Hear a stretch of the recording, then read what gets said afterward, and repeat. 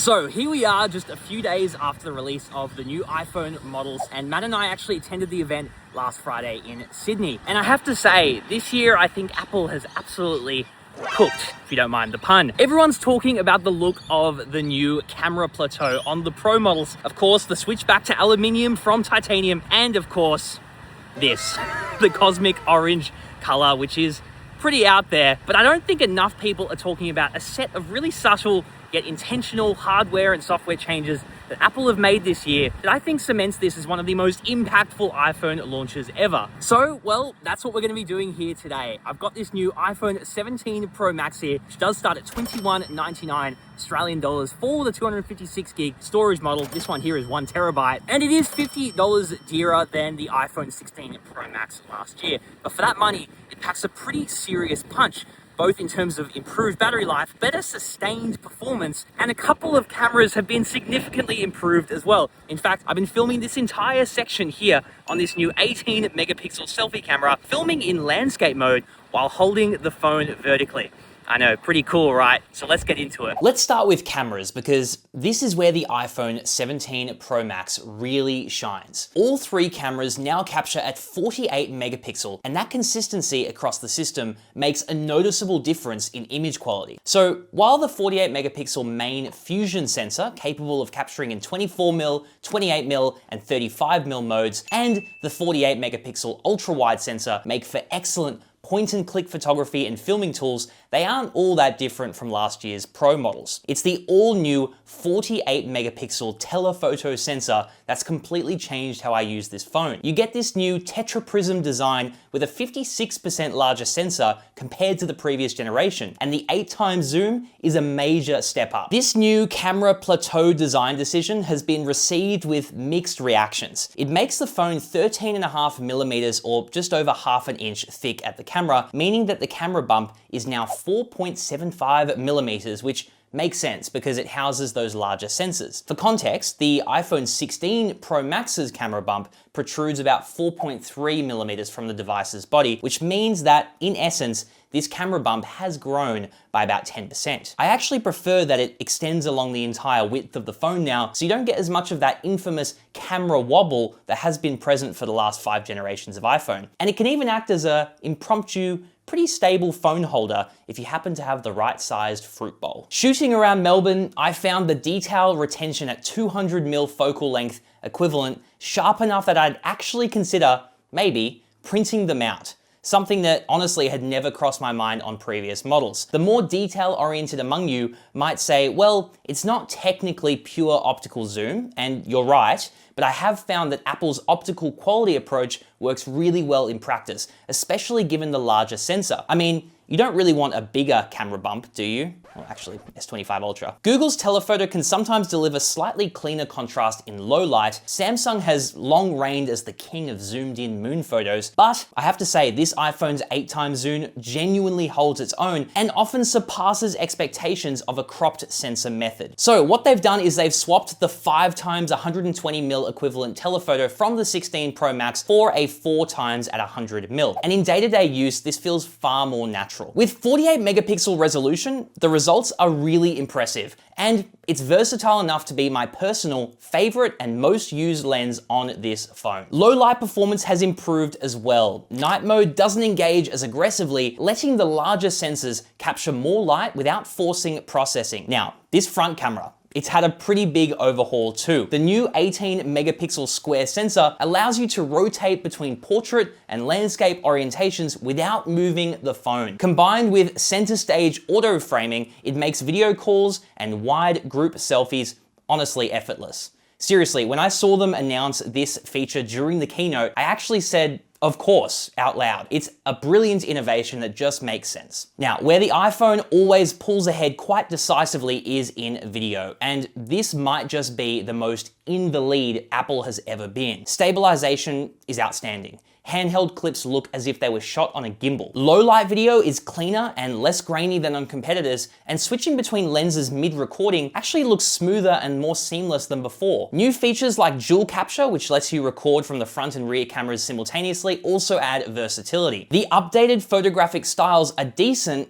albeit not really a feature that I dabble in very often. I found that the bright style does intelligently lift shadows on faces while maintaining natural skies and surrounding scenery. To bring it back to where I've personally found the most value for these iPhones, that new telephoto lens has really been useful in filming our CarSauce reviews, making those detailed panning shots from a distance look way nicer. And beyond just content creation, the 4x lens, improved selfies, and refined night mode make this the most balanced iPhone camera system yet. The camera app itself has also seen a redesign this year with the iOS 26 liquid glass design language, and overall it simplifies the layout while leaving just enough access to quick controls. So in short guys, the iPhone 17 Pro Max really feels like the most complete smartphone camera package available right now, especially when it comes to video. The iPhone is just a clear standout. I'll start by saying that battery life is genuinely exceptional on these phones, but there is a couple of asterisks. So basically this year, Apple claimed that there's been a giant leap in battery life. And long story short, yes. However, in the Australian market, we still get the physical SIM-only phones, which means the extra battery that you do get in the US and other overseas markets from going eSIM only doesn't apply here in Australia. So what that means in real-world figures is about a 6% difference in battery capacity from our phones, which have physical SIM cards and SIM readers, versus the ones in the US that your favorite tech reviewers are using right now. This is actually a meaningful difference. It's about what you'd expect the difference to be between flagship phones from one generation to the next in 2025. So it might be a case of one giant leap for the US, but one small step for Australia. But that's not the whole story. iOS 26 introduces adaptive power, which promises to learn your usage patterns and intelligently optimize power usage of background apps and processes to maximize battery life. This is especially important for running liquid glass, the new design language of iOS 26. Because one of the concerns I had was, well, just how much battery is it going to drain when the GPU has to constantly calculate millions of tiny little light refractions every time you get a notification. Now, we'll come back to the new design of iOS soon, but for now, I can say point blank, I haven't noticed any impact to battery life running this translucent interface with fancy lighting effects. In fact, adaptive power means that over time, I should actually expect battery life day to day to improve, because in its current state, this phone, it's only had a few days to get to know me and my habits. Moreover, I've noticed a decent bump in the battery I have remaining after a full day of heavy use, compared to my iPhone 16 Pro Max, which wasn't running liquid glass, where I might have only seen 15 or 20% left at the end of the day. Now I'm seeing closer to 30 or 35%. Now, if I had to speculate on what's going on here, I'd say the thermal design of the aluminium unibody with improved heat dissipation and new vapor chamber is likely playing a key role. Where my 16 Pro Max would get noticeably hotter after extended gaming sessions or long periods of filming cars outside in 4K, resulting in a drop in the screen brightness to barely perceptible levels, this iPhone 17 Pro Max, it refuses to break a sweat. Seriously, I've been using it without a case for most of the time, and at most, I felt it get slightly warm. Charging has also been improved. MagSafe now supports Qi 2, up to 25-watt wireless charging. And if you plug in using a 40-watt adapter, Apple says you'll get about 50% of charge in around 20 minutes. So overall, this year's changes have culminated in an incremental improvement to battery life, a cooler, more efficient design, and some smart software and charging updates to make this phone just feel a little bit easier to live with. Now let's talk specs and design decisions. So Apple's move from titanium back to aluminium might seem like a step backwards, but actually the reasoning behind it makes sense. Now, this heat-forged aluminium unibody is actually 20 times more thermally conductive than the titanium and enables that new vapor chamber cooling system. Now, this vapor chamber design is Apple's first, and it's extraordinarily thin. It contains a very small amount of deionized water that circulates heat throughout the chamber, enabling better thermal performance. This allows the new A19 Pro chip to maintain better thermal efficiency while operating under heavier loads. What this means in the real world is, well, longer gaming sessions with better sustained performance. In fact, when I ran the 3D Mark Wildlife Extreme stress test, we actually saw a significantly lower drop-off in performance for the 17 Pro Max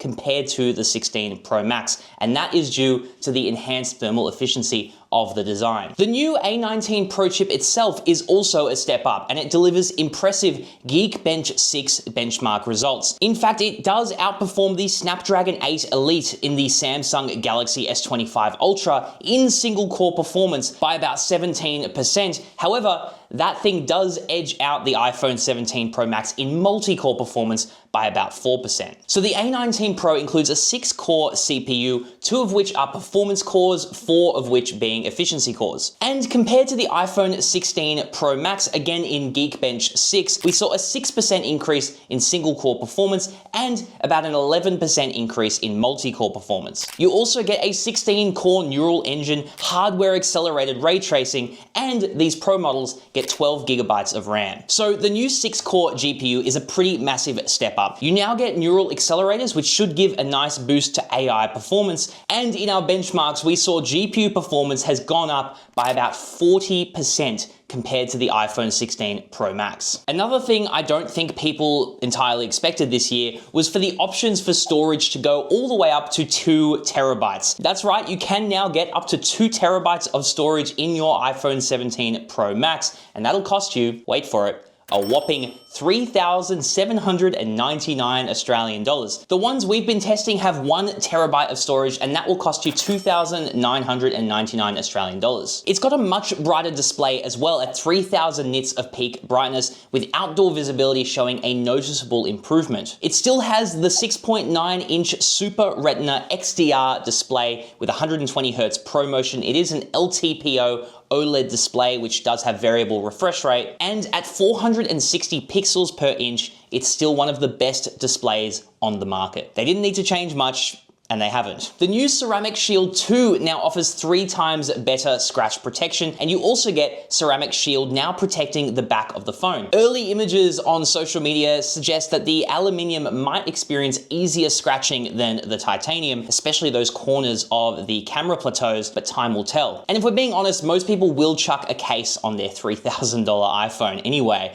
and if you really want, you can get one of those new Apple shoulder straps if that's how you roll. So the announcement of the new N1 wireless chip, it's a new in-house Apple Silicon made chip, and it brings with it Wi-Fi 7, Bluetooth 6, as well as Thread support. Now, if you haven't heard of Thread before, don't worry, you're not alone. I hadn't either, but essentially it's Apple's mesh networking alternative that works with HomeKit and a bunch of other smart home stuff. So this is actually pretty big. Wi-Fi 7 is a big upgrade if you've got the router to support it, and Bluetooth 6 is equally as good with improved latency and device connectivity. Interestingly though, and kind of ironically, the new AirPod Pro 3s that we got, well, they only have Bluetooth 5.3, not Bluetooth 6, so you can't take advantage of the new N1 chip. Seems like a bit of a missed win to me. Arguably more importantly though, this new wireless chip should improve the reliability of personal hotspot and AirDrop, which is massive for me. I use AirDrop all the time to transfer files from my iPhone to my computer for editing, and I use Hotspot all the time while on the move if I need to get some work done quickly in a pinch on my laptop. So, living with iOS 26 for several days now, and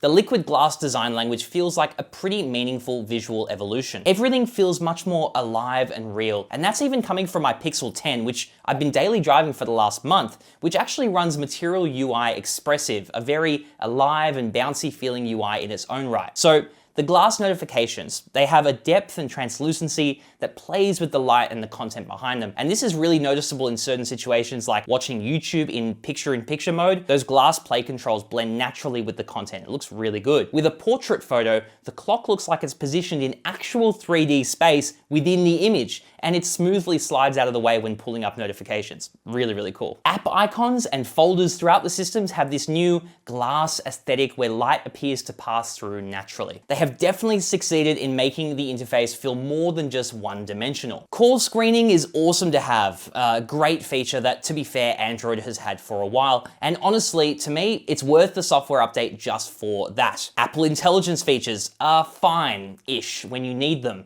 Writing tools, visual intelligence, and live translation are pretty decent, but they haven't yet become essential parts of my workflow. Stay tuned though, because I am trying to make that happen. I just don't think that many of the features are there yet. I like the fact that you can now set custom snooze intervals on alarms in Clock.